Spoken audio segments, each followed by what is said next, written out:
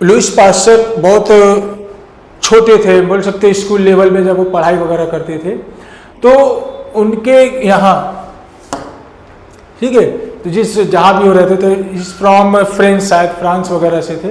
तो Lewis pasture जब अपने बचपने में पढ़ाई करते थे तो उनके पिताजी का एक छोटा सा केमिस्ट का शॉप था। तो केमिस्ट का शॉप था, तो दिन में पढ़ाई वगैरह करके आने के बाद वो शाम को अपने डैड के पास जाते थे, थोड़ा बहुत बैठते थे, और उनके जस्ट उनके शॉप के सामने एक दुकान था, लोहार समझते, लोहार जो लोखंड वगैरह को पीट के शेप को चेंज करते हैं, है ना। तो जब लुईस पास्चर वहाँ पर आते थे तो उनका गांव जो था जंगल से घिरा हुआ था।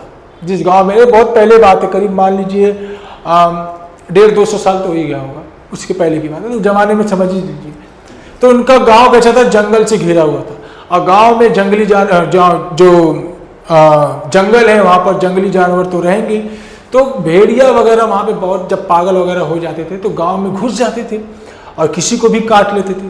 तो जहाँ पर भेड़िया काटता था, तो मान लीजिए जब किसी को भेड़िया ने पैर में काट लिया, भेड़िया या पागल कुत्ता काट लिया, तो क्या करते थे वो गाँव वाले, वो लोहार के पास लाते थे और वो इतना बड़े रॉड को हीट करता था, गर्म करने के बाद उस पर्टिकुलर घाव वाले जगह पर जलाता था, ताकि वहाँ से जो इन्फेक्शन है वो कम हो जाए। It's a very painful situation. वो बच्चा लुईस पास्चर जब छोटे थे तो उनका दिमाग इस सारी चीज़ों को देख के हिल गया कि मतलब ये इतना पेनफुल सिचुएशन को पब्लिक देख, एक तो पहले से जानवर ने काटा, उसका पेन अलग, और उसके बाद अलग से उसको ट्रीटमेंट दिया जा रहा है, उसका पेन अलग।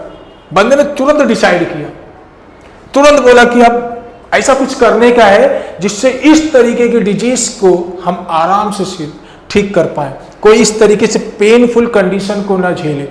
हालांकि उस जमाने में बहुत सारे लोग मरते भी थे भाई, काटा प्रॉपर ट्रीटमेंट नहीं हो पाता था, मर जाते थे।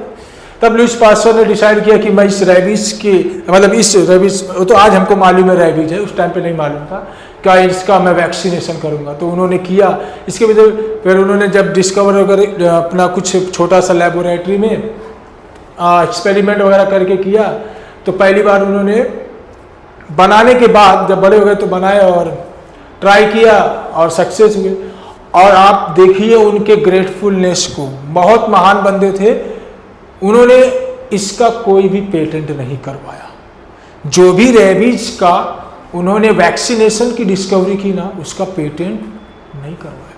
उन्होंने बोला आज देखिए आप गवर्नमेंट हॉस्पिटल में फ्रीली